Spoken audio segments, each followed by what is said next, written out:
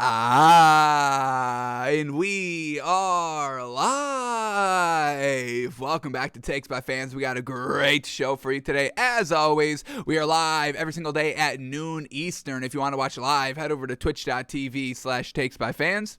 If you want to watch but not live, head over to our YouTube channel, Takes by Fans. We post all of our shows and clips of the show there on a daily basis. And if you just want to listen, we are on podcasting apps, Spotify, Apple Podcasts, Google Podcasts, iHeartRadio. So however you want to watch or listen, we've got you covered multiple ways. All right, today's a big old Thursday, folks. And I know we just said yesterday on the show that this is the golden era of basketball, having NBA games on every single day. But unfortunately, there is a little bit of a break, a little bit of an intermission in that golden age that we are currently in of NBA basketball. So no games on tonight. Truly unfortunate, but that just means a doubleheader tomorrow on winning in game. So, all right, we got to do one more sleep. Let's all calm down. Maybe watch some baseball today. Do we got playoff hockey? Playoff hockey start? I think that may have started. Maybe we can do a little bit of playoff hockey watching. We got any hockey on? Oh, look at this. Oh, hey, whoa. Are we not even at playoff hockey yet? Man, oh man, we got regular season hockey tonight, folks, so we'll have to all switch to hockey tonight, maybe baseball if that's your thing, but we're right back in the NBA tomorrow, folks, with those final two play-in tournament games for two teams to claim those final two eighth seeds up for grabs.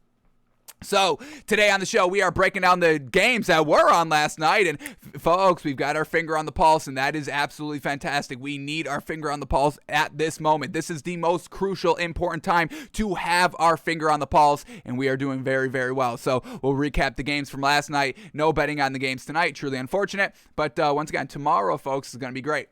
What else do we got? Tons of story to talk about. I mean, everybody's in the news. Everybody's in the news. Why is everybody in the news? Can y'all stop being in the news? Being in the news is really not that great of a thing. I mean, Derek Carr was in the news. That was great, but we had Aaron Rodgers in the news. Nothing good. We have Baker Mayfield in the news. Nothing good. We've got the Washington Commanders legal situation in the news. Not good. So stop trying to be in the news, folks. All right? Being in the news is truly overrated.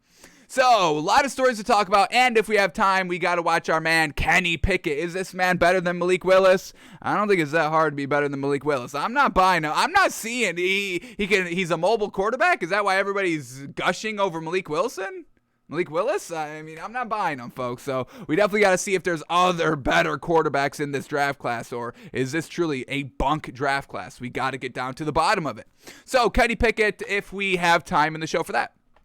So, let's kick things off here. Let's start at the NBA, and then we will transition to the NFL. But here we go. Two play-in tournament games on last night. We bet them both, and we were loving the spreads on both, folks. And both teams covered and didn't even have an issue covering. They did not. Literally, the entire game, the team that was getting points did not cover at all. So if you bet the swallowing points like we advised last night, it was a pretty lax day of betting. You started at the first game, Hornets at the Hawks minus 5.5, and folks, they got up. Was there even any lead changes in this game?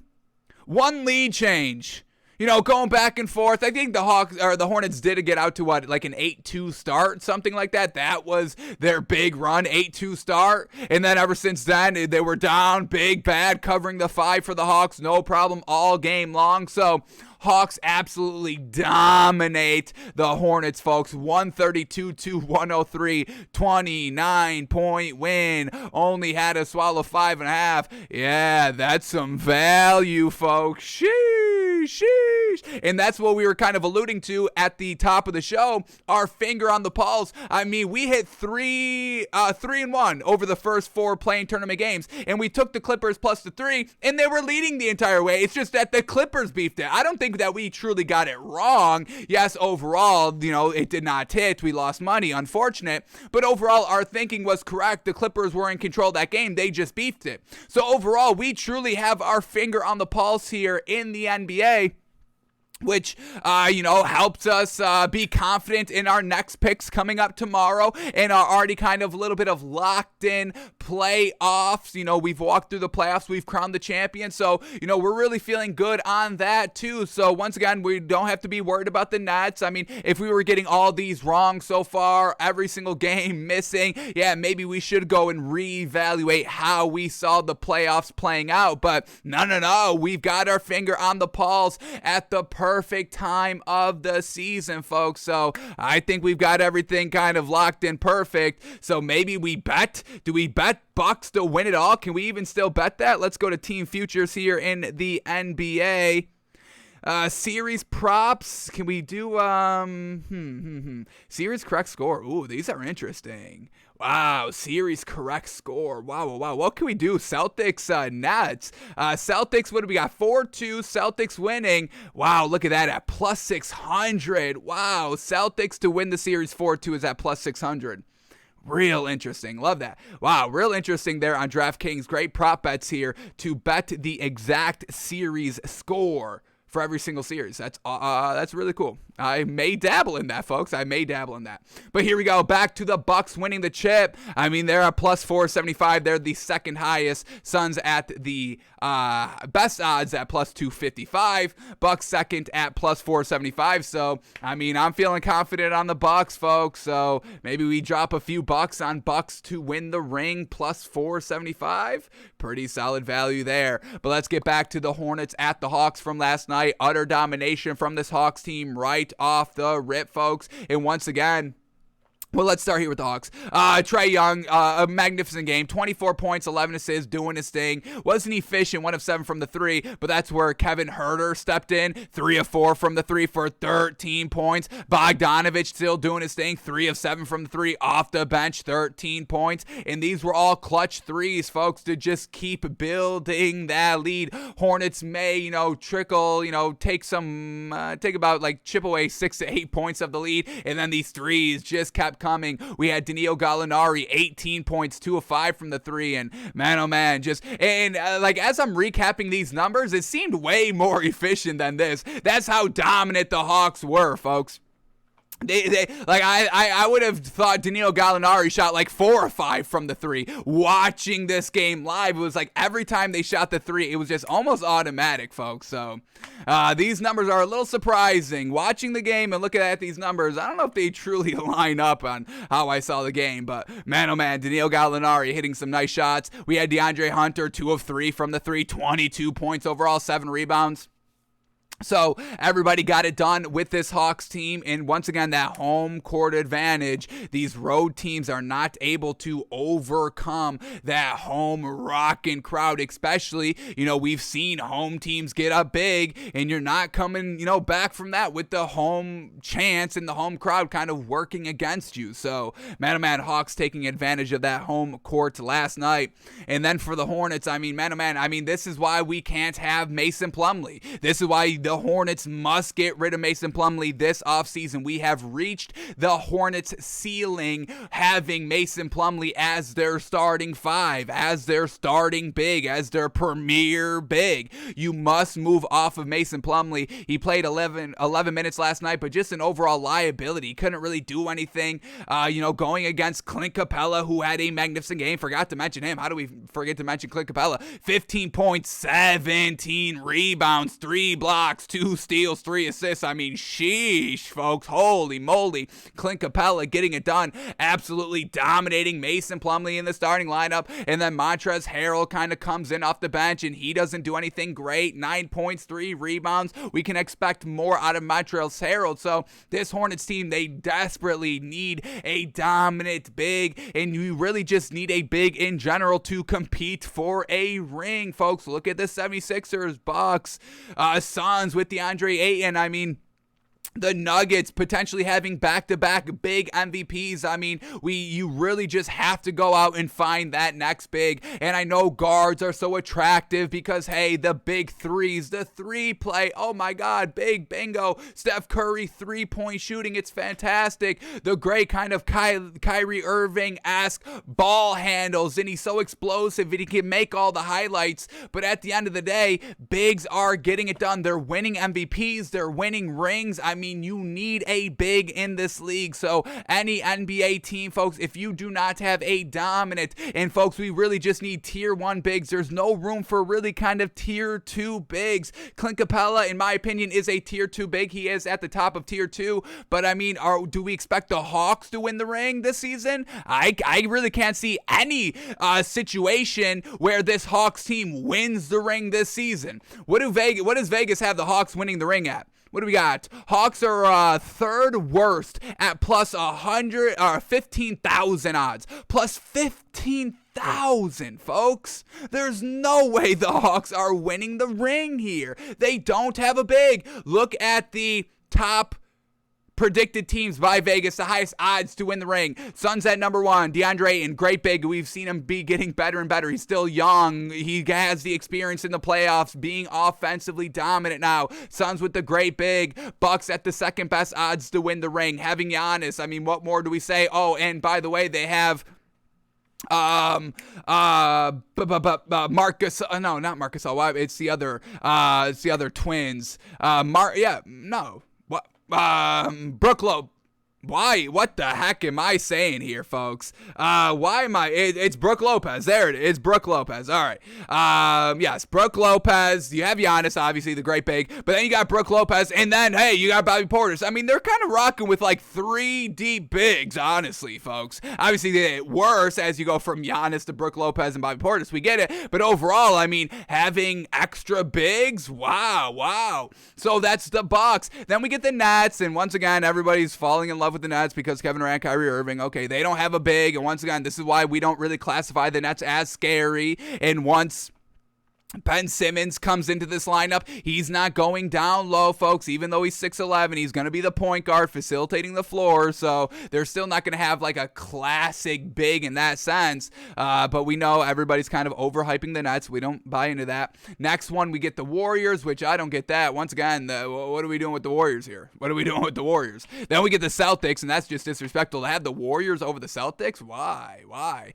Then we get the Heat with Bam Adebayo, the Grizzlies with Steven Adams, and that man's a great defensive big. And then look at this. Wow, I'm really interested here. They've got the 76ers at what, the eighth most highest odds at plus 1,400. That's real interesting right there. So Vegas not really valuing the bigs as much as I thought they were. As much as we value the bigs, absolutely not. I mean, how I order, I got Suns, Bucks 1, Suns 2, that's fine. Then I would definitely have the Heat up there a little bit more. Bam Adebayo, I would have the Heat above the Warriors. I would have the Celtics up there, once again, losing Robert Williams, though. So overall, the point of the story is you need a big, and you've reached your ceiling here, Hornets, with Mason Plumlee. You must move off of them. Only played 11 minutes last night, 3 points, 4 rebounds, just getting absolutely a little smacked by Clint Capella.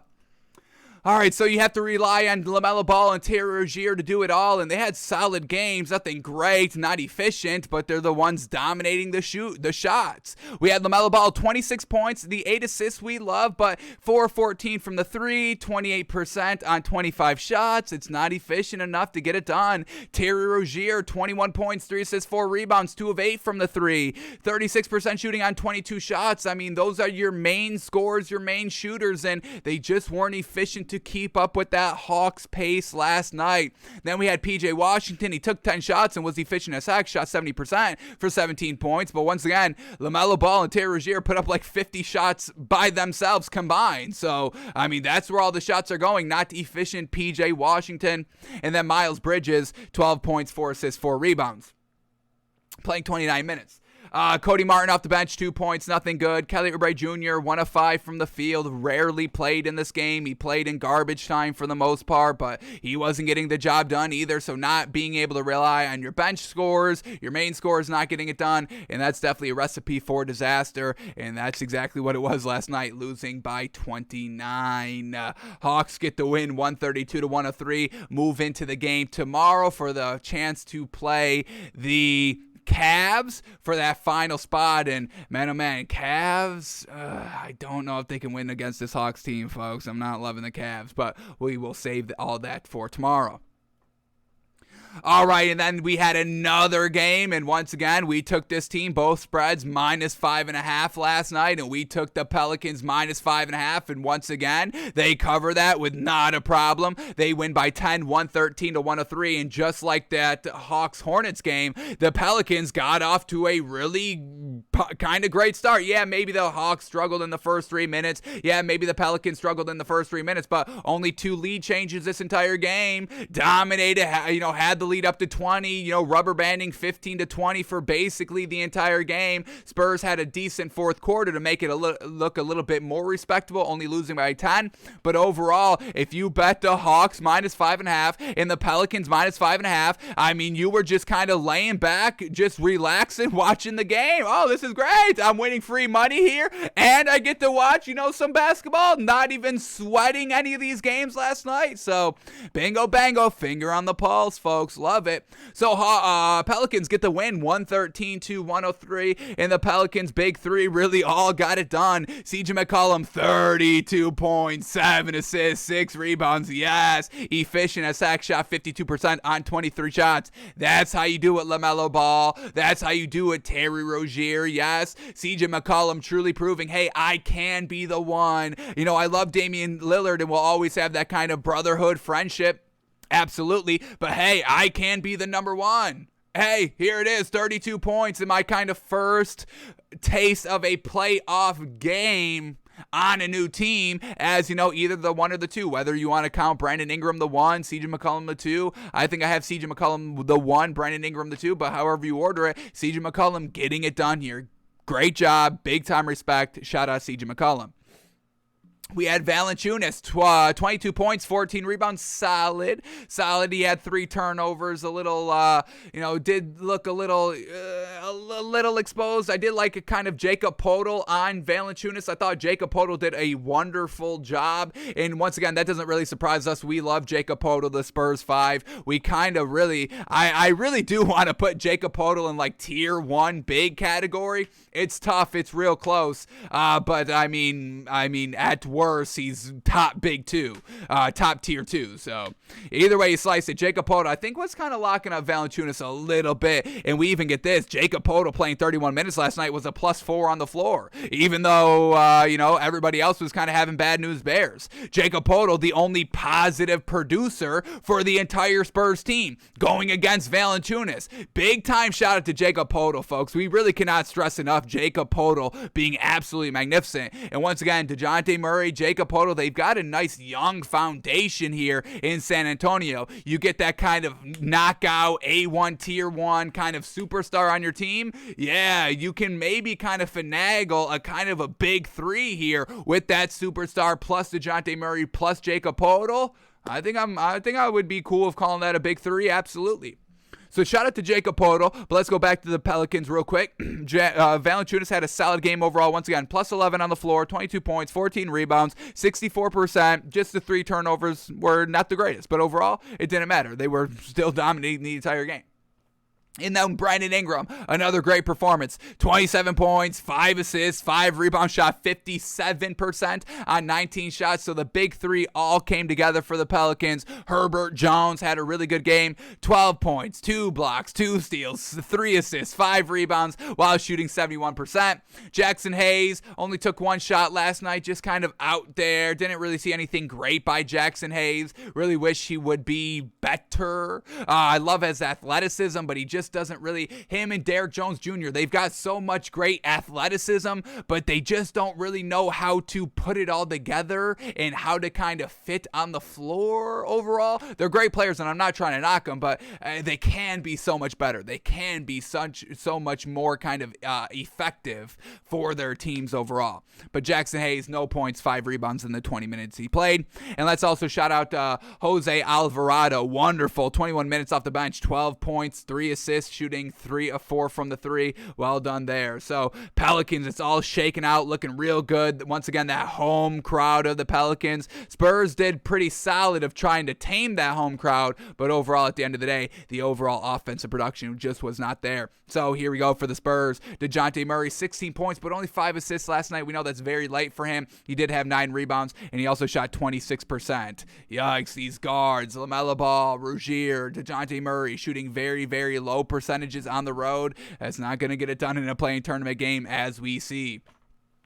So let's definitely keep this in mind as we kind of bet tomorrow's final play-in tournament games. Home team, good bigs, and consistent guard play. That's what's going to win these final 2 play-in tournament games tomorrow.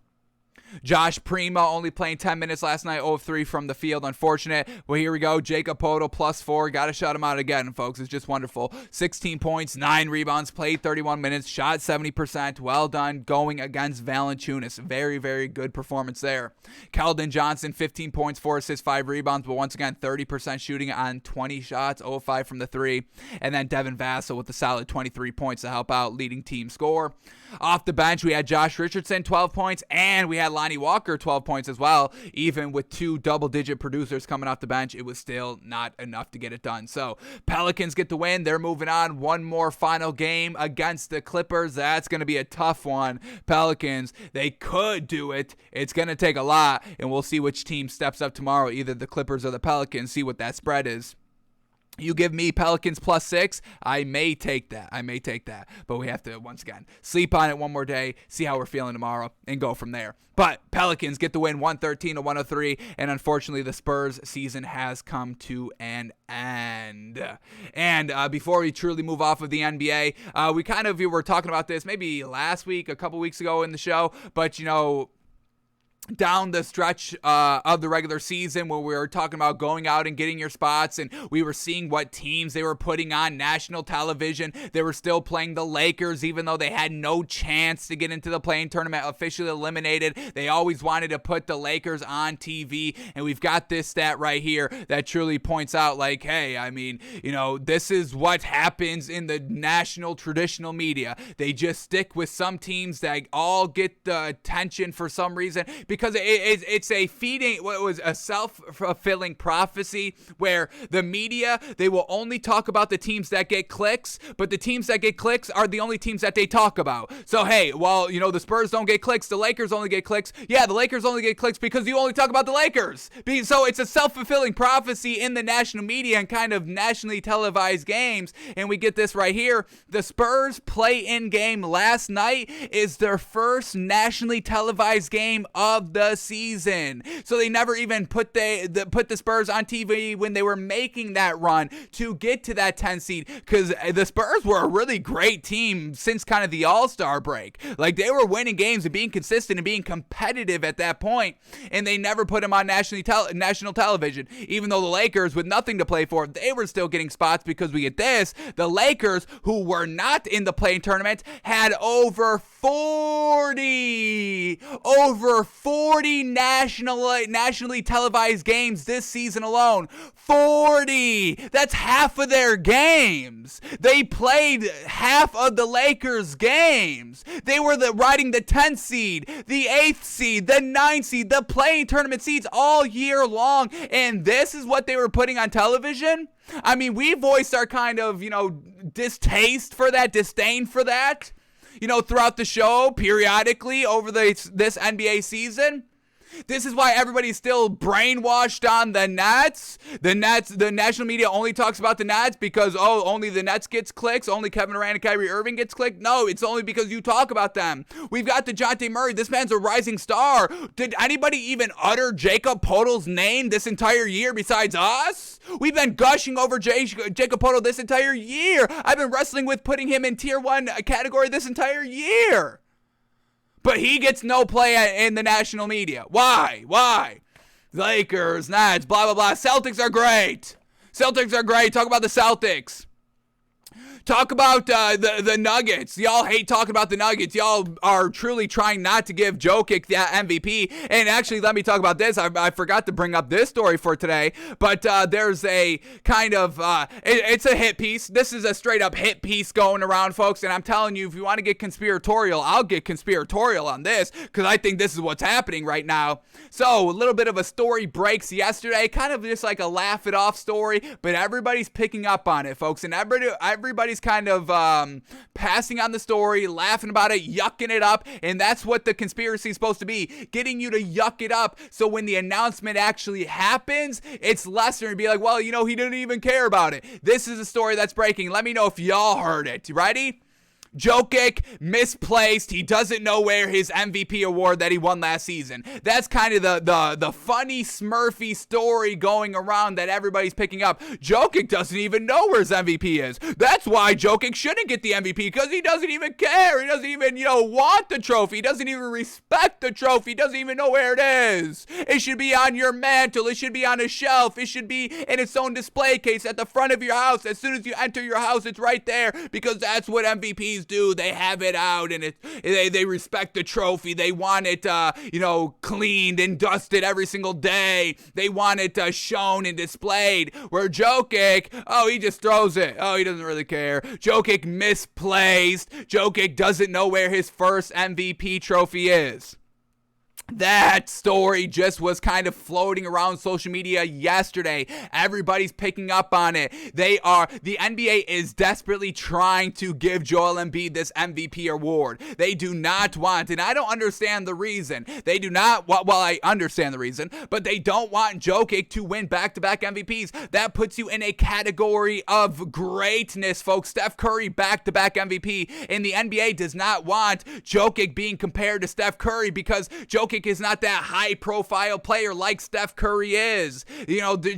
Traditional fans don't gravitate to Jokic like they gravitate to Kevin Durant, a la the Nets are so scary still, yes? The traditional fans don't gravitate to Jokic like they do LeBron, like they do Steph Curry, like they do Klay Thompson, like they do Giannis. So I'm telling you, folks, don't be surprised. And as we talk about this, let's see, can we bring up... We can't bring up MVP odds anymore. Is this correct? Player props. No, team futures not under here either. All right. I want to see what the new kind of updated odds for Jokic to win the MVP are. Are they slowly going down? Is Vegas starting to kind of cushion the blow so when Jokic doesn't get a little bit of a deserved MVP this season, everyone's like, well, okay, we kind of saw this coming. He doesn't even care. Joel Embiid will never kind of disrespect that MVP trophy and stuff like that. So it was just real interesting. It was just kind of a laugh-off story, but then I just saw everybody kind of talk about it and use it in that kind of joke fashion, be like, well, yeah, see, Joel Embiid does deserve it. So we'll see what the committee actually does, what the voters that do have a vote in MVP actually decide to do.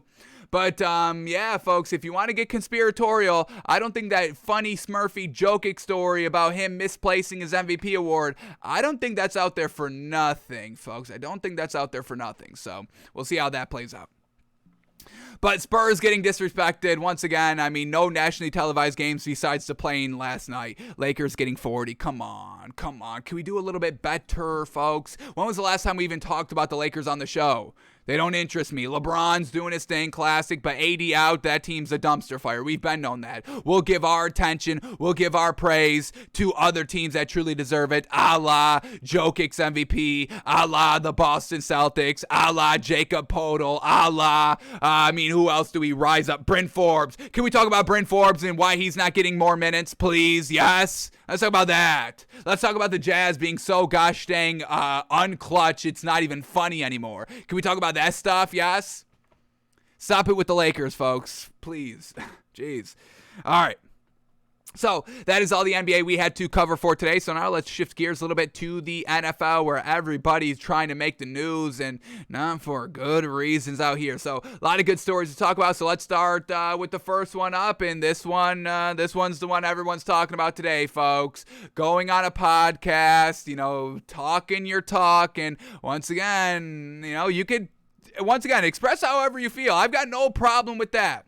Absolutely. Say how you feel. Express how you feel. Talk. Have an opinion. Absolutely. Everybody's entitled to an opinion. Everybody's entitled to talk. But once again, if you're going to kind of talk openly out, you're going to go on a podcast, you got to open yourself up to a little bit of criticism on how you talk and how you phrase it and what you say and all that. You have to be open to criticism. And once again, that's a huge thing we kind of emphasize on the show. If you are putting yourself out there, you must be open to criticism. And hello, if you're in the NFL, you're kind of saying to people, hey, I'm one of the best athletes in the world. I'm one of the best quarterbacks in the world, and I'm here to prove it by playing and, trying to get on an NFL team. So yes, you are putting yourself out there. You're saying, hey, I'm the best of the best. That's why I should be a starter in this league. So you have to be open to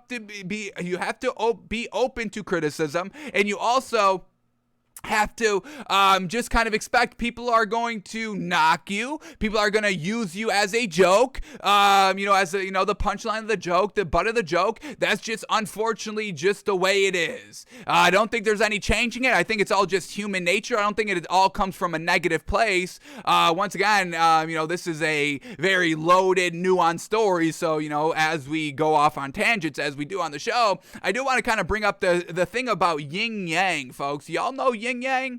The yin yang, folks. You got the yin, you got the yang, balance. Yes, folks. Good, evil, light, dark side, all of that.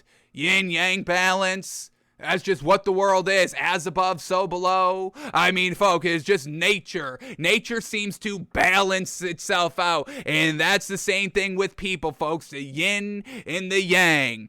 Have y'all even, it's kind of self-explanatory, but I feel like y'all get the overall message of yin yang a little bit confused, or don't look into the meaning and kind of understand the meaning of yin yang. Yin yang, folks, you got the white, you got the black, right?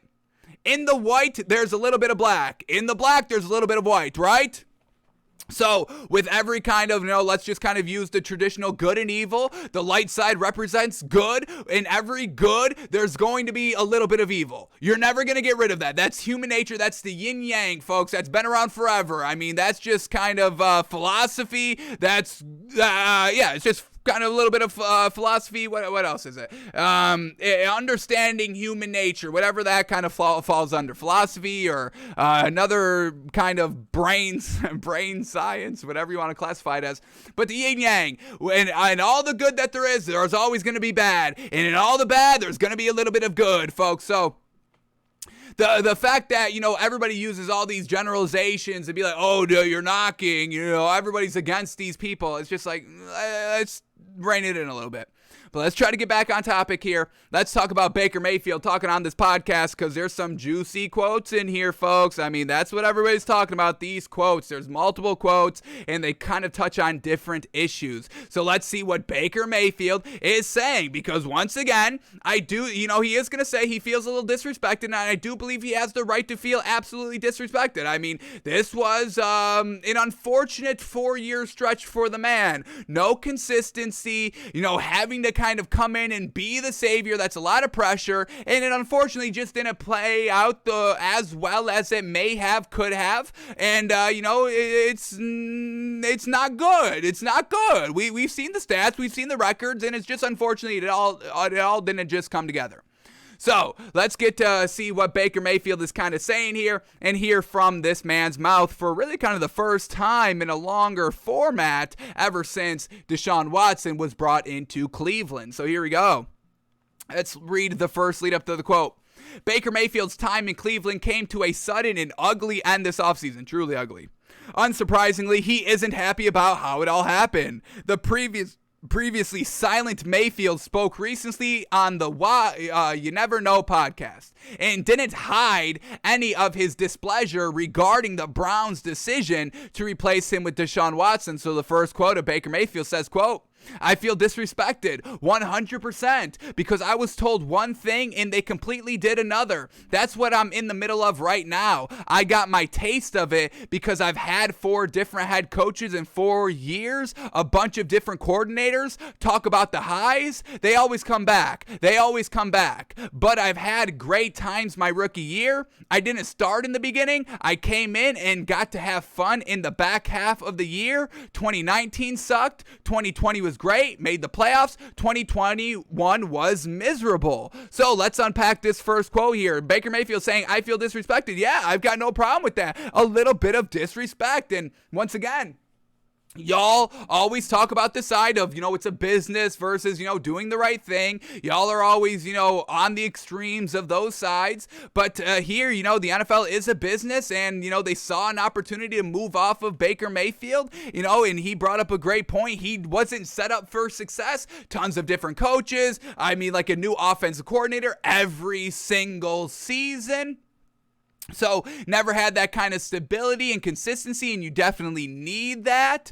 The unfortunate success of the Browns over the last few years, some of it is on, the coaches carousel, the revolving door of coaches and offensive coordinators, and it has to do a little bit of Baker Mayfield not stepping it up and getting it done. Forget the coaches and all that. The talent was always there. OBJ, Jarvis Landry, Nick Chubb, Kareem Hunt. You've had pieces around you and you still weren't able to kind of, make it. So, Baker Mayfield can feel disrespected, but this is a winning league, and Baker Mayfield just wasn't winning or really looking good while winning. Folks, we talk about his unclutchability all the time, and I really think that's one thing that gets overlooked by Baker Mayfield. This man is not clutch. His stats aren't great, but nobody talks about this man not stepping up in the big spots, not getting it done, not being able to come back, being down one possession on the final drive, whether it's a 2-minute drive, a 5-minute drive, or a 30-second drive, whatever it is. Baker Mayfield cannot get in field goal range to kick game-tying threes or, make that kind of clutch last touchdown pass at the end of the game to win the game. So, his stats aren't great, and, he talks about 2019 not being good. 2020 was good. They made the playoffs, and then 2021 was miserable, but we've seen you take a step back from 2020 to 2021. So, you are a little bit of the problem as well here in Cleveland. It's not all Kevin Stefanski. It's not all the Browns organization and all that. A little bit is on Baker Mayfield, and that's something that he didn't really do in this podcast. He never really took responsibility. Folks, if you're good, you're going to stay in the league. When was the last time a quarterback was great and nobody signed him? Nobody played him. When was the last time that ever happened, folks? All these kind of athletes and celebrities, they get so... I don't know if it's shocked or they're playing the game or they truly believe it, but the fact that Baker Mayfield is so dumbfounded by this entire thing and is feeling so disrespected, is he not looking inside his own numbers here? Is he not looking at his own performances, his own shortcomings? Remember, Patrick Mahomes got knocked out of that playoff game. He was not going toe-to-toe with Patrick Mahomes for that most of the game. He had that final possession. We're going back to 2020 because they didn't make the playoffs in 2021. But in 2020, when they made the playoffs and they beat that first game and made it to the next round, Baker Mayfield had a chance to go and win the game. Let me bring it up here, folks. Let me see if I can quickly get to this game. I believe I can. going to 2020, I want to say second round of the playoffs, and we should be able to bring it up. But I want to take a look at that final drive and kind of just talk through it and see what Baker Mayfield did on that final drive. Divisional playoffs, here we go. Chiefs at Browns. Once again, they beat up, I believe, in that first game against the Steelers. Was that it? Easy game because Ben Roethlisberger. So Baker Mayfield has no problem taking credit for that playoff win when he really had to do nothing against that Steelers team, but then couldn't step it up against the Chiefs. And once again, he's so shocked that they got rid of him for guaranteed great talent in Deshaun Watson, who was able to kind of take that garbage Texans organization and still play out of his gourd. I mean, I think he had like 4,000 yards that season, folks, Deshaun Watson. But here we go, Baker Mayfield. Let's see if we can set up the score right here. Once again, NFL.com, they literally obliterated their website. It's so trash now. I've truly never seen an organization and an online website that just got worse with technology getting better. Websites are supposed to be better now, yet NFL.com has the worst website that I've ever seen, and it's so, the first year that we were, using, Game Pass and looking at NFL.com when we were going through the NFL games every single week. I mean, they were having the scores on here. It was also easy to use. Nothing was constantly refreshing in the background, and NFL Game Pass was absolutely fantastic. And we were able to go back like 10 years worth of film. Now you can't even look back at 2020. It's just, I don't know what they're doing, folks. It's just absolutely garbage. I don't even know if I want to do Game Pass next year, folks. I don't know if I want to give them my $100, but we probably have to for the sake of the show. But let's digress a little bit. Here we go. They're down 22-17. The defense steps up, picks off, who do we got? Chad Henne with 8 minutes left, picks off Chad Henne to keep it a one-score game. 22-17, Browns down. Baker Mayfield, 8 minutes left. Plenty of time to go down and retake the lead. All you need is a touchdown. Don't even need to make the extra point. Baker Mayfield can single-handedly take the lead right here against the Chiefs with Patrick Mahomes out, taking advantage of that situation. And what did Baker Mayfield do? Let's read the final drive by Baker Mayfield here. Once again, the unclutchability. Here we go. He starts to drive at his own 20-yard line, 4-yard pass. Then we get a run for no gain. Then on 3rd and 6, what do we get? A 5-yard pass. A 5-yard pass on 3rd and 6. Short of the first down. They have to go for it on 4th down, and it's a QB sneak. Yeah, Baker Mayfield can get a yard on a QB sneak. But Baker Mayfield almost beefed it, not throwing it to the sticks. After they pick up the first down on Baker Mayfield's QB sneak, we get a -1 yard run with Nick Chubb. Then we get a pass incomplete on 2nd and 11. And then 3rd and 11. Guess what they do? 2-yard pass. 2-yard pass on 3rd and 11 sets up 4th and 9, and they have to punt because Kevin Stefanski on 4th and 9 from their own 32-yard line. They're not going to trust Baker Mayfield to pick this up because he was dinking and dunking on this entire drive, even on 3rd downs, when he knew he had to get more yards. So this is what we're talking about with Baker Mayfield. I mean, his own coach doesn't even trust him here, Kevin Stefanski. 4 minutes left. I mean, you're going to give the ball back to the Chiefs. I mean, they never got the ball back after that. So they never even took the chance with Baker Mayfield, 4th and 9 from their own 32-yard line, because there is no believability there. He can't get it done in those situations. And once again, him's kind of, signifying, hey, 2020 was great and 2020 was miserable. Yeah, a little bit because of you. What changed on your team from 2020 to 2021? Nothing. You forced OBJ out this year. Once again, that's on Baker Mayfield, folks. Forcing OBJ out. Baker Mayfield not getting his weapons the ball. And you're so wildly confused and upset and feel disrespected because you weren't getting it done? I mean, folks, we're talking about the highest level of competition. I know we've said that so much this week because of everything coming out and how all these kind of quarterbacks and high-profile players are talking as of recently. First of all, nobody's owed anything. I mean, that's just kind of a baseline, everybody loves to say it's the American way, you work for it, So nobody's owed anything. And that's just at the base level, the regular people level, the peasant level, if you will, right? Nobody's nobody deserves anything. You have to work for whatever you want. So if that works at the lowest common denominator for all humans, it's definitely going to work for the highest level of competition. He's not getting it done. There's a once in a generational talent on the market, and you can feel disrespected because it is Baker Mayfield who unfortunately got removed for a better quarterback. But at the end of the day, you're going to make a big stink out of it like this? I don't know if that's the right decision to do. It's a course of action, absolutely. You can always voice your displeasement. I've got no problem with anybody doing that. But let's kind of, self-reflect a little bit. This wasn't just, the Browns, one day, hey, you're great, you're our guy of the future, all that, and then the other day, all right, you're gone. I mean, you weren't getting it done. Now, is Baker Mayfield good? We don't even know if he's good. I'm on the side of I don't know if he's that good. I don't think he's trash. I think he can be a game manager. But once again, that clutch ability, I got to have some of that, and I don't see that with Baker Mayfield. So,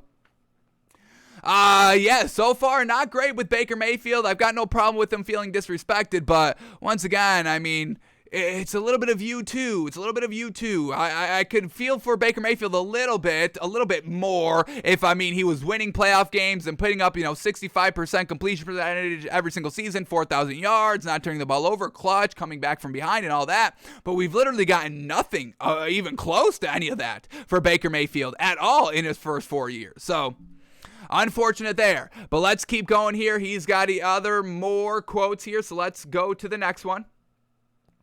All right, here we go. Next lead up. Asked as Mayfield struggled, disgruntled Browns fans and followers of the NFL didn't hold back their criticism, frustrating the quarterback who carried the potential of being Cleveland's football savior just a year earlier. Mayfield didn't take kindly to the negativity, saying, quote, "I would love to show up to somebody's cubicle and just boo the shit out of them. Watch them crumble." And once again, why does every kind of high-profile person, celebrity, athlete, multi-millionaire, why are they all so concerned, folks, on what people say? I know I'm definitely a little bit in this position, not to the degree that these worldwide celebrities are. I've got a small following over here, and I'm still getting I get knocked a little consistently, folks.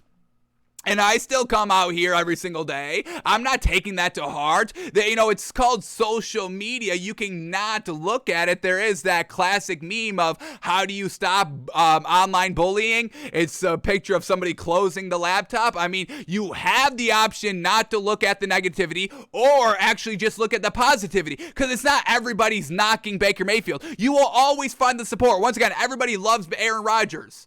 I mean, you can find Aaron Rodgers supporters are everywhere. Aaron Rodgers can just focus on the positive. Baker Mayfield, there's some people that love you. I mean, your commercials are great. Why don't you focus on that aspect? Maybe, all right, football isn't maybe your best sport, but maybe you get into acting. Maybe you parlay this early football success to acting success. If the football doesn't work out, there's options for Baker Mayfield. He's a good-looking dude, so that's another great option for Baker Mayfield. So the fact that all these kind of athletes, celebrities, multimillionaires are all so concerned with what just kind of, once again, going back to the normal people, the peasant people out here, why are they so concerned? And what we just talked about it the other day, Sam Darnold, he was talking nonsense saying he was good in the league. And why is it always these quarterbacks talking out Sam Darnold, Mayfield? Why do we never hear anything about this like with Tom Brady?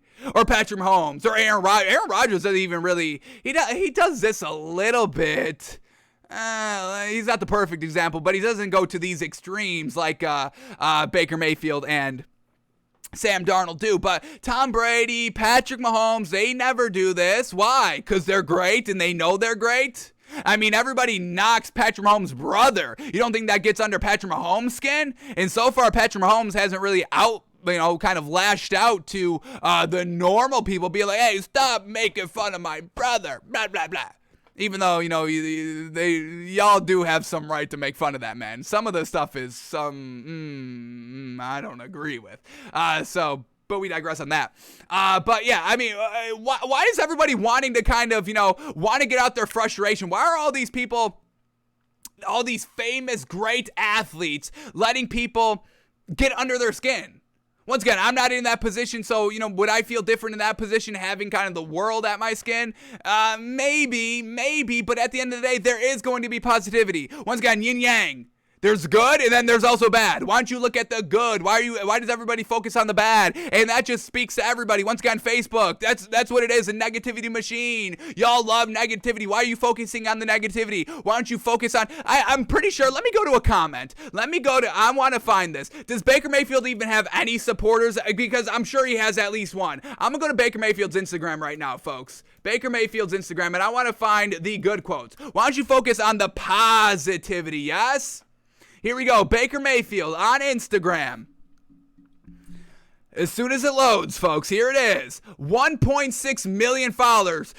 You're telling me all 1.6 are knocking Baker Mayfield? Come on, folks, come on. Here we go, Baker Mayfield's latest post. This was 1 day ago. A little bit of an ad, body armor ad. What has he got? Number 6 to the wheels fall off. Look at this. Everybody, I'm riding with number 6. Number 6 to the wheels fall off. Doing what he does best. I see you, dog pound. I mean, folks, there's everybody who's loving this man here. Doing what he does best. People in this city are ungrateful. All right, let's not talk. People in this city are ungrateful as hell, man. There are plenty of us here that would rather have you as QB1. You will always have our support. I mean, Cleveland still loves you. Thank you for what you've done for the franchise. Rooting for you, dude. Ignore the haters, man. Then you get, so glad we got the Watson. Once again, there is good and there is bad, but there's good too. Why are y'all hating so much? Leave the guy alone. Holy shit. Can Watson get the Wi-Fi password, Baker? Once again, at home, Baker Mayfield does control the stadium, so yeah, Deshaun Watson better kind of buddy up to Baker Mayfield or he's going to be locked out of that stadium a couple of times. What do we got? I ride with 6. Look at this. Hashtag I ride with 6. They're starting a hashtag for you, Baker. Let me click on this hashtag. Anybody participating in this? Hashtag I ride with 6. What do we got? What is there, 5 posts here? All right, I ride with 6, but they're starting a hashtag for you, Baker, okay? Once again, why does everybody just focus on the negativity? Focus on your supporters then, right? Why get angry? Why get negative? There's people actually liking you. Focus on them. Oh, they're not important enough? Oh, I don't care about my supporters. I care about the people that don't support me. I want to win them over. Why is that the case? Focus on where you are loved. You're loved at the home front. You're loved with your fans. Why don't you cater to them? Stop catering to the negativity, because that's all you did was just create more. Everybody's talking about it. The local radio shows are talking about this, folks. So, I mean, man, it's just like Sam Darnold saying the same thing. Oh, how would you like it if I came down and booed you? You were working on that roof. What if I booed you for the work? Baker Mayfield, I would love to show up to somebody's cubicle and just boo the shit out of them. Watch them crumble. Like, this man went dark with it. I want to watch them crumble. Like, Baker Mayfield, are you kind of projecting some of this because you crumbled under the kind of national spotlight here a little bit? Baker Mayfield maybe couldn't handle it as well as he maybe thought he could. Always, in the commercials, in the limelight, once again, putting yourself out there and then doubling down by doing commercials. You could do the whole, folks, once again, there's avenues to do, folks. This is why I've got no sympathy for Baker Mayfield here, being called out or anything like that. I truly don't, because you can do the Andrew Luck route. Even when Andrew Luck was in the league, did you ever hear from the man? No. You can sink away. Kawhi Leonard, superstar, greatness, champion, winner, leader. Oh, geez, that one got away. Folks, he just sinks back. They made fun of his laugh. A little bit robotic. He doesn't like to be in the national spotlight. Baker makes him in this national spotlight. He's in commercials on top of being in the NFL. So there's other options if you don't want to be criticized, if you don't handle criticism well, if you just want to play ball and collect money, you can do that. But, people love the fame. People love the spotlight. It's addicting, I hear. Same thing. Money and fame, I hear, are addicting. And, y'all know power, power corrupts, and absolute power corrupts absolutely. Once again, you can do the same thing for fame and money. It's going to corrupt you, most people. So, I mean, they're setting themselves up for this, and then they're focusing on the negativity and then just kind of calling out the negativity without even saying anything about the positivity. You can just not look online. You cannot feed into it. You cannot read into it. You cannot listen to it. And I know it's hard to not listen to it when you're at that status. You know, you just go on social media. You're bound to find something. But I mean, then it's not that don't go on social media, but don't feed into it. Try not to look. When I put out like a video on YouTube, and I see a comment posted on there, and I kind of know the take was a little controversial, I don't even look at the comment until I kind of ready myself up. I may go a full day without even looking at the comment until I'm like, all right, I can handle it. I'm feeling good right now. I can handle it. This won't really bother me if this comment is negative, or I just don't look at it at all. Because I know it's going to be negative. What is negativity going to do here? People are trolls. People just like to get a reaction. Once again, that's human nature. You're never going to get that. People just like to have fun, poke fun, anonymity online. I mean, why are we getting so mad at that? So, once again, you cannot look at social media. You cannot participate in it, or you can just not even participate in media in general. Screw social media. Just do no media. Kawhi Leonard does no media. Champion. One of the best players in the league. Like, yeah, Kawhi's one of the best players in the league, and the man doesn't even want anything to do with the cameras. But here, Baker Mayfield, hey, let me put myself on a commercial.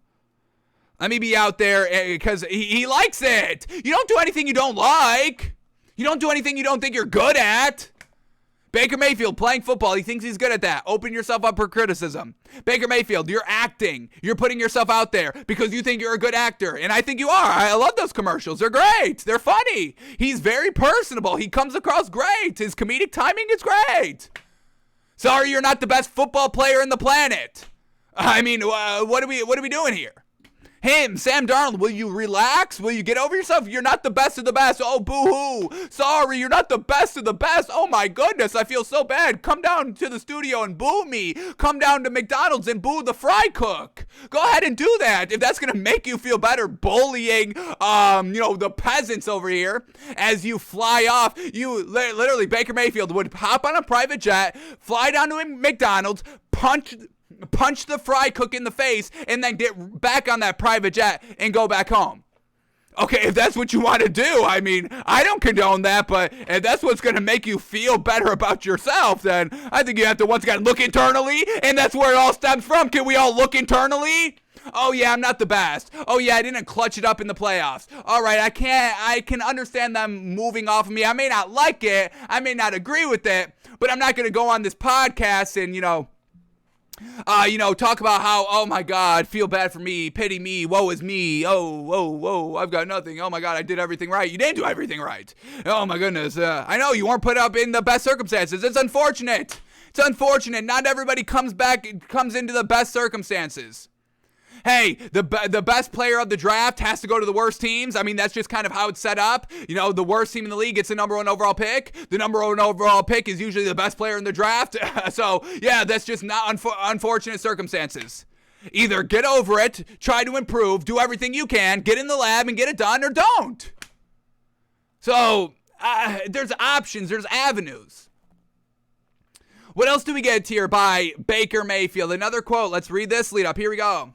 Mayfield requested a trade while the Browns, and also, once again, Baker Mayfield does have the right to be a little upset and disrespected because, once again, the Browns called that man a child. So I get it on that front. Once again, I'm not all knocking Baker Mayfield here, and I'm not also, standing behind him 100%. Once again, nuance. There's multiple angles to this story. We're trying to work all the angles to truly get the point across.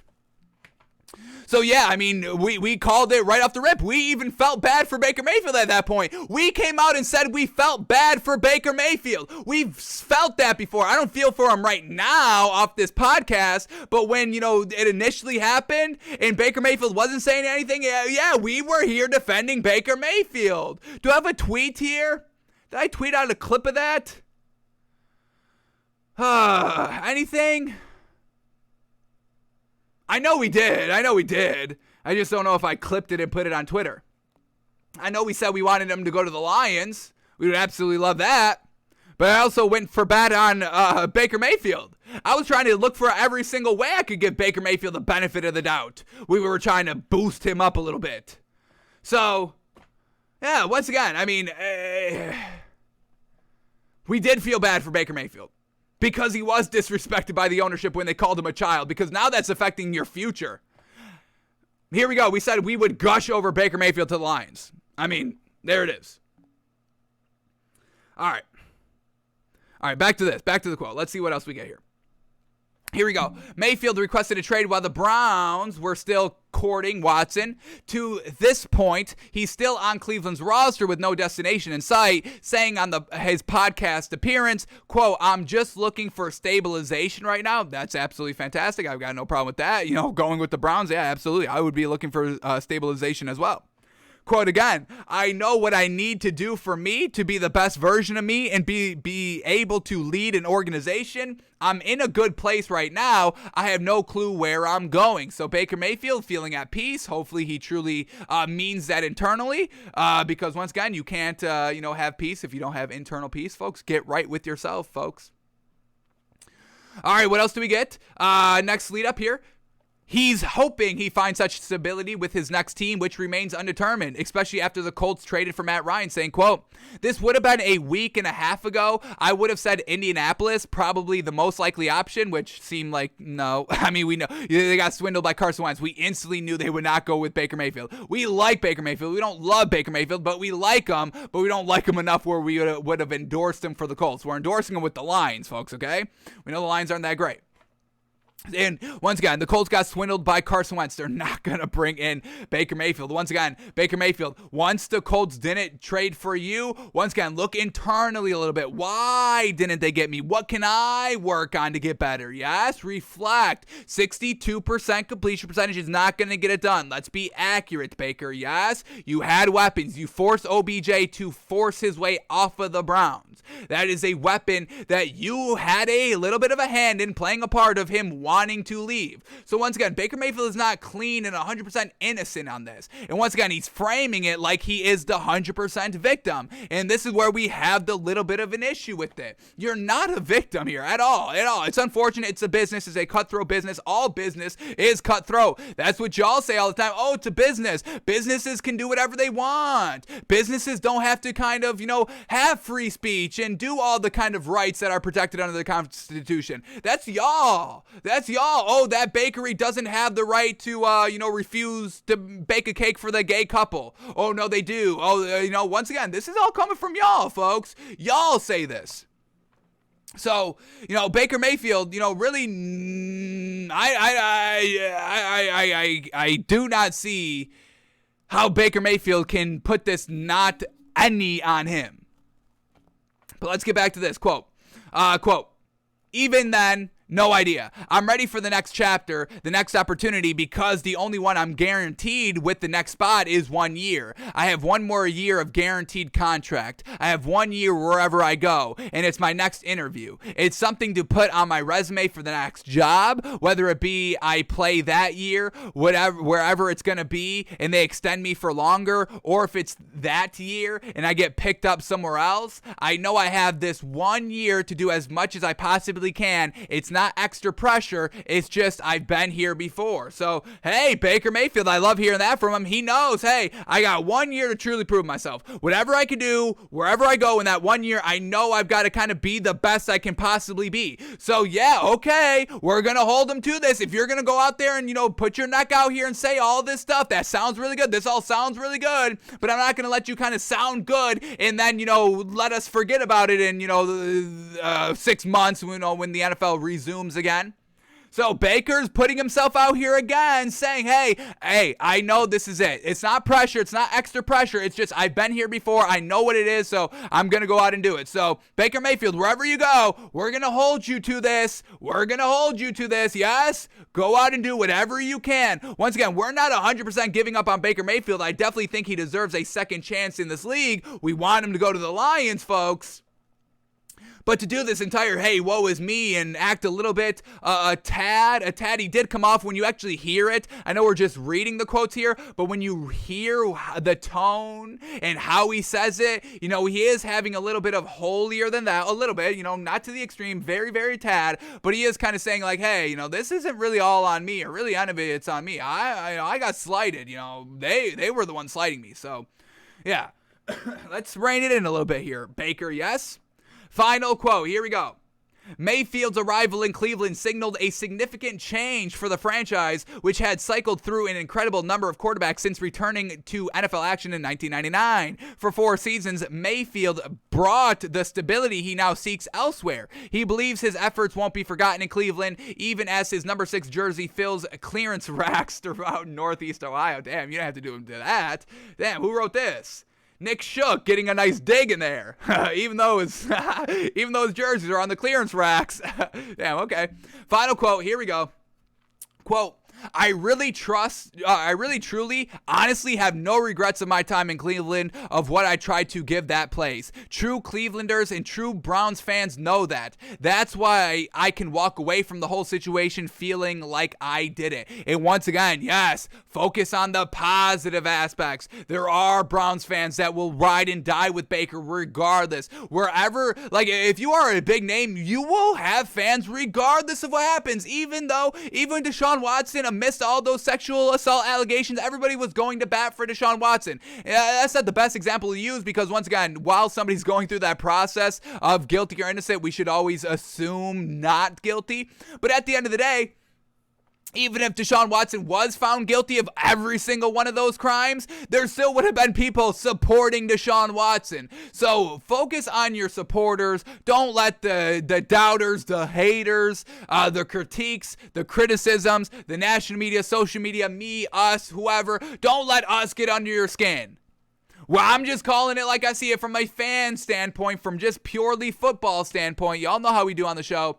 But don't let it get under your skin. Don't let it get to you. Focus on the positive. Look inward, reflect, maybe hear what people are saying. See if there's, once again, if I am so wrong, if all of our takes are so wrong, if everything is so out of the realm of thinking, everything is wrong, this is 100% wrong, this is just untrue, then it should not affect you. Then, good, you should point to the good. Be like, oh, I'm so bad. Well, what does this say then?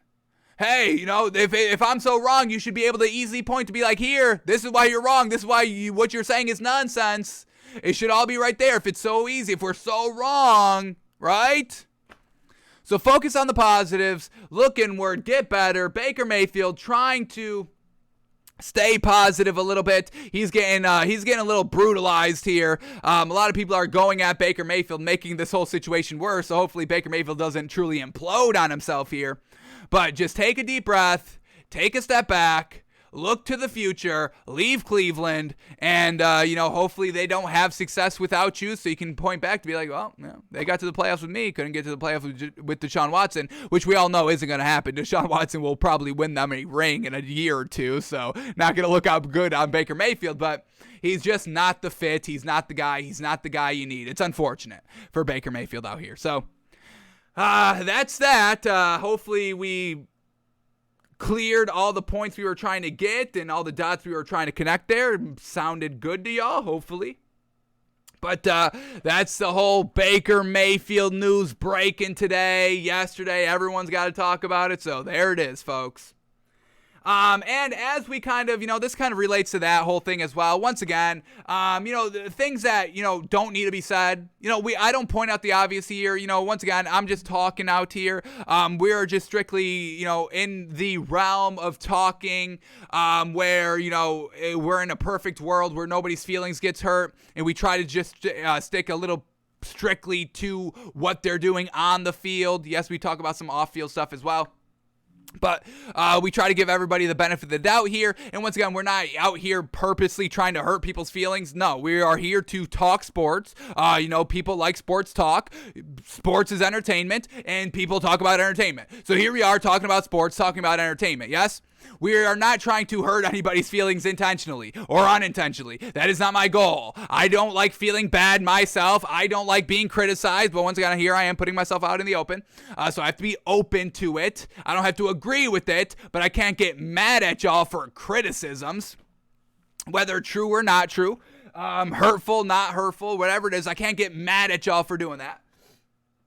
But once again, things that things that don't have to be said. Once again, I don't want to have to, start every single argument or every single take or every single segment, doing kind of, all right, hey, just so y'all know, I like white people. I love all races. I'm not racist.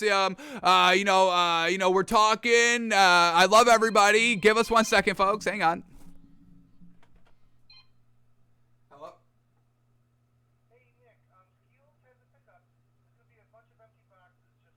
Okay, copy.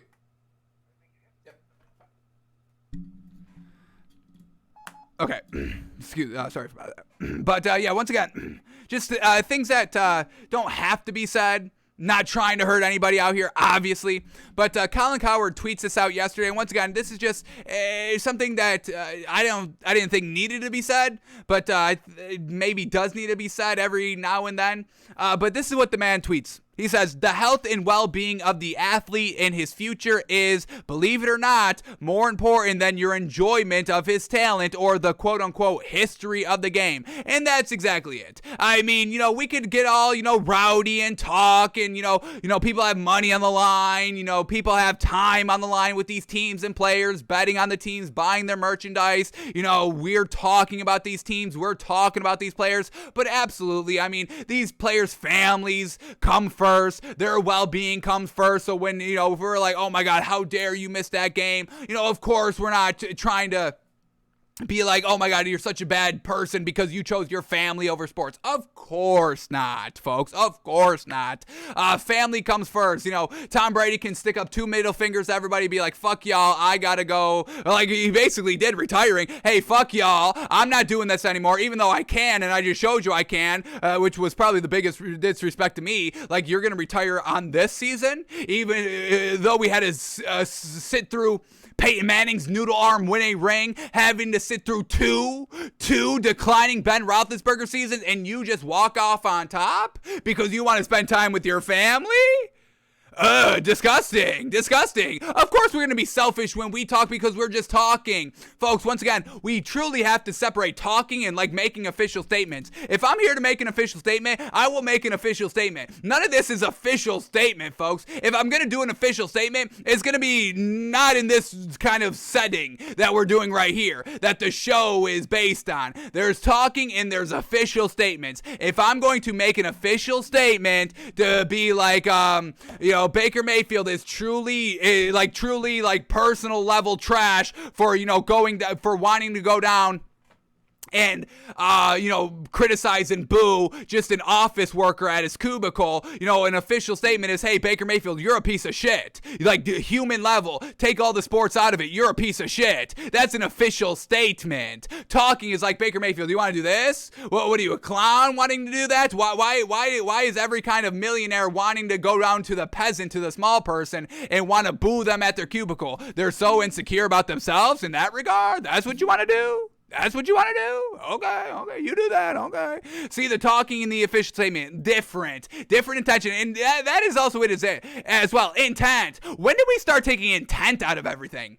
It is not my intent to hurt these people on a personal level at all. I do not want to do that. Once again, I know how it feels to be insulted, to be critiqued, to be negatively knocked. I get it, folks. I don't want to do that. That is not my intention here. We are talking competition. We are talking sports. Once again, y'all are putting yourselves out there, so we are going to comment on it. And that is our intention, to talk about strictly kind of in the sports realm, in the sports sense. Intent. It is not our intent to make Baker Mayfield cry. We get no enjoyment if we did that at all. There's intent. Intent really should matter, but y'all as of recently have been taking intent out of everything. The whole Adam Schefter tweet, not a good tweet about the whole Dwayne Haskins thing, right? That was not a good tweet. Not a good phrasing of that tweet. Was that Adam Schefter's intention? I doubt it. And that's what he said, in his apology. That was not my intent, absolutely. And I don't believe that was his intent. I think it was just a really bad crafted tweet. He apologized. I think we can all move on from that. I don't think we have to cancel Adam Schefter for having a bad tweet. Learn from that. Once again, look internally. He didn't double down like some quarterbacks are doing and be like, no, I was right. I'm justified in saying this. I'm critiquing the man after he died. Yeah, he wasn't a good quarterback. We should not remember him like that, when he dies. No, like that would be bad. Yes, that's doubling down in a not good take. Now that would get a bad response. Now that is a reason to knock Adam Schefter for the tweet. But his intent to do that, I don't think that was the case. So once again, intent really should be valued way higher than what it is currently, in my opinion. I know y'all don't care about intent at all, and all right, folks, we carry intent. We weigh intent highly over here, folks. That's one of the things I weigh highly. What is your intent? So, just some things, folks. Just talking out here, just seeing at, just talking how I see how y'all act, how people react, how people act, what people say when they say it. I'm just talking, folks. That's all I'm talking. So let's get intent a little bit more out there, yes? Alrighty, what do we got here, folks? What do we got? Hour 12. We do got to get out of here. Truly unfortunate. Definitely had to touch on the Baker Mayfield story. Anything else we can get out of here quickly? Let's go to, let's see. Let's end on this. Let's end on Raiders, Derek Carr. Here we go. Derek Carr signing the extension. Obviously, we talked about that yesterday. And I want to talk about quotes here, not by Derek Carr. I want to hear what Josh McDaniels has to say. But let's touch upon this one Derek Carr quote right here. Derek Carr says Raiders extension was structured with quote-unquote continuity in mind, saying, quote, I went through a heartbreak already the last time I signed my contract. My best friend Khalil Mack left, and I didn't want that to happen ever again. Once again, Derek Carr. Give me Derek Carr over Aaron Rodgers any day of the week, folks. Yes, Derek Carr knows, hey, if I get paid, I'm going to lose some of my guys. Aaron Rodgers, hey, if I get paid, I'm going to lose Devontae Adams, but I'm going to take the money anyway. Yes? So Derek Carr, team-friendly deal, got paid, has the weapons, looking for the ring, happy where he is currently right now in life, so he's not asking for more, not being the greedy kind of American stereotype, greedy, more. So Derek Carr is better than Aaron Rodgers. We know this, and once again, we are always getting clarification on that. So once again, give me Derek Carr over Aaron Rodgers any day of the week. No debate. That's not a debate, folks. Do not come at me with what about that? No. I know everything about Aaron Rodgers. You are not going to change my mind on Aaron Rodgers, folks. It's not going to happen. I know Aaron Rodgers, folks. And no, we're not being stubborn or anything like that, because the evidence that comes out literally every single day, we just talked about him committing physical assault. I still want him in jail, and I forgot to say it at the top of the show. This is day one of Aaron Rodgers not getting canceled, and I will not stand for. The man is at minimum, should be missing 10 years in the NFL like Will Smith. It was no tolerance with Will Smith, 10 years banned from the academy. Aaron Rodgers should have that same ban. I want Aaron Rodgers banned 10 years for throwing that football, committing physical harassment, physical assault on a potential minor. I want Aaron Rodgers canceled for at minimum 10 years. Today is day one of no consequences. We will have a daily counter on here until action is taken. NFL, do you hear me? I will be making a fuss. I will be making a stink. I will be an official Karen on this Aaron Rodgers situation. I will see through that Aaron Rodgers gets punished for the abomination that he is setting the example for our children out here. I will not stand for it, and I will see fit that Aaron Rodgers gets disciplined for 10 years minimum in the league for his physical assault that he had on a potential minor with a potential deadly weapon. Once again, we said this yesterday. Boxers' hands are official legalized weapons. Footballs should be legalized weapons for professional quarterbacks as well. I want Aaron Rodgers out of the league for 10 years for assault with a potentially dangerous weapon on a potential minor. And I will not stop till I see justice. Today's just day one. I've got the time. I've got the time, folks. I am never stopping the show, so I will go until it is done. Until the deed is done. Until Aaron Rodgers faces consequences for his abhorrent, abusive, physically abusive, which y'all have no tolerance for, a la Will Smith. For all that, Aaron Rodgers shall be punished. Day 1. Tomorrow's day 2. It's maybe a long journey, but we will see it through. Aaron Rodgers will get disciplined. All right, here we go. Back to the Raiders. Had to get that out their way. I was planning on doing that at the beginning of the show. Forgot to do it.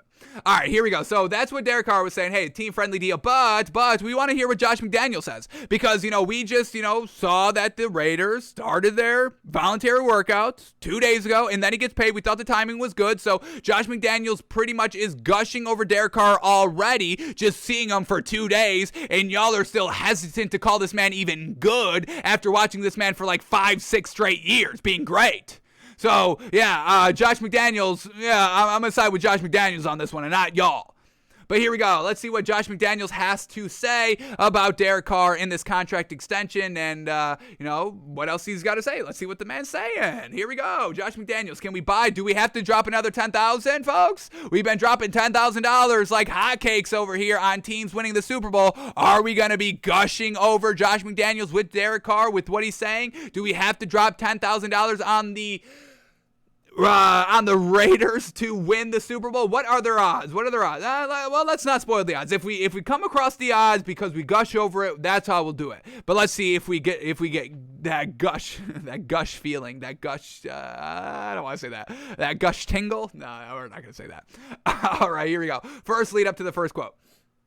Carr and the Raiders have agreed on terms on a 3-year contract extension worth $121 million. NFL Network's Ian Rappaport and Mike Garofalo reported Wednesday. Carr's extension runs through the 2025 season and includes a no-trade clause per Rappaport and Garofalo. The team later announced the extension. Carr said in a press conference saying, quote, "I've only wanted to be a Raider, and I told my agent, I said I'm either going to be a Raider or I'm going to be playing golf. Like, I don't want to be playing anywhere else. That's how much this place means to me." So Derek Carr has truly found his home here, loves playing here, and will only want to play here. Love it. All right, but now let's get Josh McDaniels' words. So here we go. First lead up to his first quote. Saying quote, or lead up, here we go. "Still, it's a contract that should allow the Raiders to maintain salary cap flexibility going forward, which was not lost on new head coach Josh McDaniels." Saying quote, "What he did and what we were willing to come to terms on, I think shows you he is significantly invested in this place, this organization, and helping us in any way that he can to try to win." So hey, once again, taking those contracts, taking those team-friendly deals, and I know we knock Aaron Rodgers for getting paid, but it is being spun that it was a team-friendly deal, so I guess we will give Aaron Rodgers a little credit for that. We just had, who else just took a team-friendly deal? We just had some quarterbacks take a team-friendly deal. I mean, we see quarterbacks doing this, and this could go back to Baker Mayfield as well. I mean, what was his contract that he was maybe asking for the Browns before the whole before the whole Deshaun Watson thing kind of rearose? What was Baker Mayfield asking? Was he asking for an unreasonable amount of money that the team was not willing to kind of move on and Baker Mayfield was not ready to budge on, something like that? Or is Baker Mayfield ready to take like a really good team-friendly deal to be there? So once again, Baker Mayfield, look internally a little bit, please. All right, back to Josh McDaniels. We get anything else here? Here we go. We get one more? Is this it? No, we only get one quote? Is that right?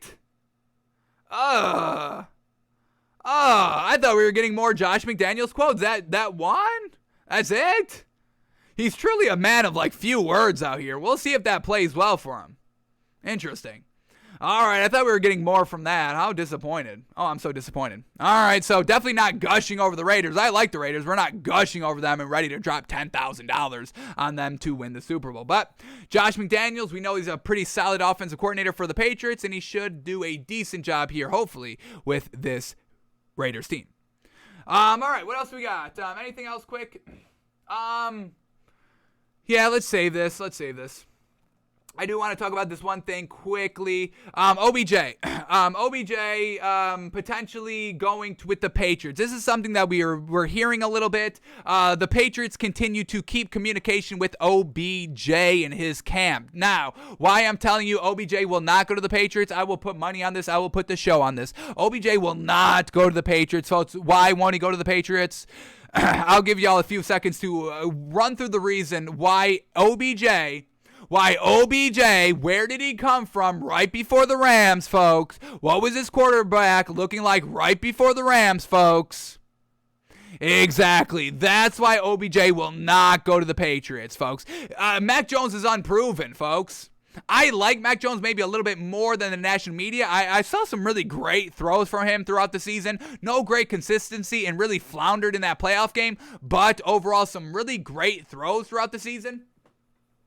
So I am a little bit high on Baker Mayfield, on Mac Jones. A little big on Mac Jones, a little small tad big on micro big on Mac Jones. But Mac Jones is unproven. Baker Mayfield, OBJ left strictly because of Baker Mayfield not getting on the ball accurately, oftenly, or even trying to, and then he's going to go to Mac Jones, who may not be able to get him the ball either, who may be the same exact quarterback like Baker Mayfield. So, of course, OBJ is not going to the Patriots, folks. Get that out of your head. This will not happen. OBJ will only play with proven quarterbacks from here on out. This is 100% confirmed, folks. Even though he didn't say that, this is 100% confirmed. OBJ will only play with and play for teams with a solid, established, consistent, great quarterback. He's not doing Baker Mayfield. He's not doing Mac Jones. Get that out of your head. OBJ will either stay with the Rams or go play with Tom Brady or go play with Patrick Mahomes or go play with Aaron Rodgers or go play with one of these other, or play with Russell Wilson. He's not playing with Mac Jones. I can guarantee you that. Guarantee you. So, OBJ, he's still kind of looking for a home, but the Patriots are not the suitor, folks. Absolutely not. Alrighty, folks, we got to get out of here for today. Truly unfortunate. Truly sorry for the shorter show today, but we got to get out of here. Back tomorrow, live noon Eastern, where we go the full time, no problem. So we are going to get out of here. Any breaking news here today? We don't have to worry about betting in the NBA today. Fantastic. Well, fantastic because we don't have to worry about it, but also not fantastic because we don't get to worry about it. Yes. So back tomorrow, live noon Eastern, doing it all over again. Hopefully getting to Kenny Pickett. Should have to some time in the show. Don't have to break down any basketball. So yeah, Kenny Pickett tomorrow, folks. We will stick to that. Absolutely. And then we will clear out our stories because we're slowly starting to get a backlog of stories again, folks. Not good. Not good. All right, so we are out of here. Have a great one, folks. Look internally. Let's all kind of self-reflect a little bit more than maybe we have been doing. Yes, Baker. Yes, Sam Darnold. Stop wanting to fulfill this fantasy of going down and like obliterating random people. Relax, okay? It's not that serious. It's not that deep. It's truly not that deep. It's not that deep, folks. Truly, that's literally my motto, folks. This life got too deep for you, baby. I mean, 2 or 3 of us about to creep where they stay in. I mean, Drake, folks. Drake's got a quote, bar for everything, folks. Truly, what I live my life by. This life got too deep for you, baby. Okay? Don't take everything so seriously. Don't take anything so personally, folks. This is one trip, one go around, one time living on this earth. Don't get too deep. Don't let this life get too deep for you, all right? Have fun. Enjoy it while it lasts. Don't get bogged down on the negativity. That's my, on my personal Twitter account, folks. That's my bio. This life got too deep for you, baby. Fantastic bar. Live your life. Don't let the life get too deep for you, all right? Have fun with it. Let things roll off your back. Enjoy life. Nothing is serious. We all die. We all fade into oblivion. None of this will matter 1,000 years from now. Nobody will care about anything that we're talking about. The NFL will probably not be around because corruption, it's going rampant. It's not good. Corruption gets everything at the end. So nothing matters, nothing lasts. The American dynasty is falling, crumbling as we're talking, so who cares? America will not be America in 20 years. It's all going downhill. It's all garbage. It's done, folks. Life is over. Life is over. Relax. That's the overall takeaway. Baker Mayfield, Sam Darnold, you're not the best of the best. Unfortunate. We're all going to die. None of this matters, and America is collapsing. The world is collapsing. Society as a whole is collapsing. So enjoy it while it lasts. This life got too deep for you, baby. Got too deep so far for Baker Mayfield and Sam Darnold. Relax, roll with the punches, go with the flow. Nothing is that serious. Nothing is really that serious, folks. That's really all it is. Nothing is that serious. This life got too deep for you, baby. All right, folks, we're out of here. We're all going to die. Nothing matters.